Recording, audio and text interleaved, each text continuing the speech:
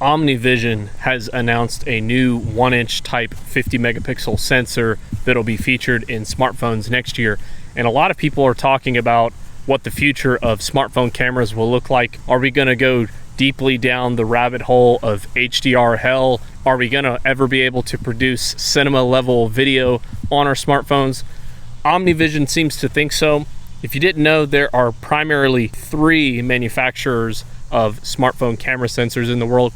There may be some others here and there, but the 3 major players are Sony, Samsung, and Omnivision.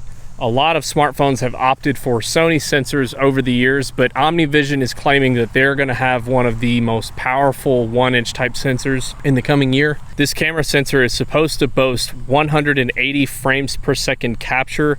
It could do HDR better than any other sensor. It says it's supposed to be able to reduce the noise in the image better than any sensor that's currently available on the market. We'll have to see if all of that is true, but lately the advancements that we're going to continue to see in smartphones aren't just going to be in sensor sizes, which is incredibly important.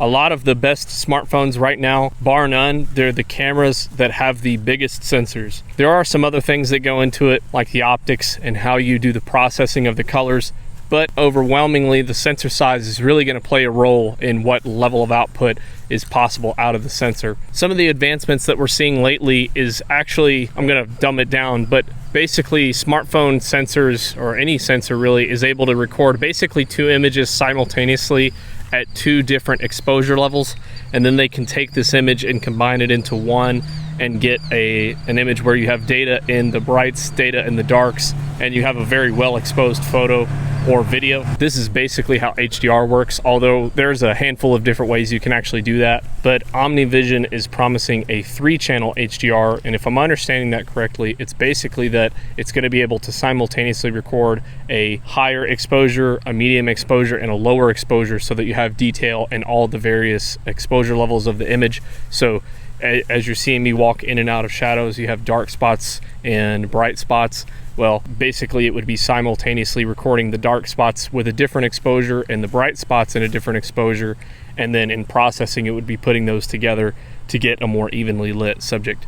Some people are going to love it, some people are going to hate it. It's really going to come down to how the companies, the manufacturers, choose to use this technology, and if they're going to program their phones to overuse that feature and make very flat, uninspiring images, or if they can use it tastefully to bring back some details in the dark shadows without ruining the authenticity of the image.